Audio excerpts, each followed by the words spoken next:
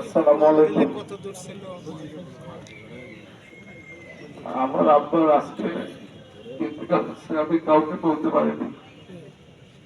আমি মিনিমাম একটা কাউকে ফোনও দিতে পারিনি। এই জন্য সবার কাছে আমি ক্ষমা চাচ্ছি। আপনারা আমার আব্বাকে ভালোবেসে এখানে আসছেন, এজন্য আমি কৃতজ্ঞ। আমার আব্বা যদি জেনে বা না জেনে আপনাদের কারো সঙ্গে অন্যায় বা রাগান্বিত ভাবে কথা বলে থাকে, আপনারা মন থেকে ক্ষমা করে দিবেন।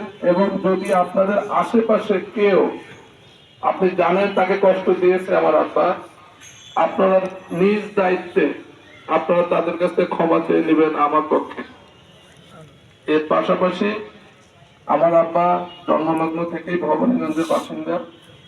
যদি চলার পথে কারো কাছে কোনো ধরনের বাকি বকেয়া নিয়ে থাকে, আমি তার সন্তান হিসেবে উপরে আল্লাহ, নিচে আমি 1 টাকা থেকে যত টাকা হোক আমি সেটা পরিপূর্ণ করে দিব। এবং এই কথাটুকু শুধু আপনারা না, যারা হয়তো জানে না আমার আব্বা মারা গেছে, হয়তো বা তার কাছ থেকে টাকা পাবে, আপনারা তাদেরটাও আমার কাছে রাখবেন, বলবেন, আমি সেটা পূরণ করে দিব। এই বলে আমি আমার বক্তব্য শেষ করছি। আমরা 4টা 20 মিনিট আমার আব্বা যারা যা সময় নির্ধারণ করছিলাম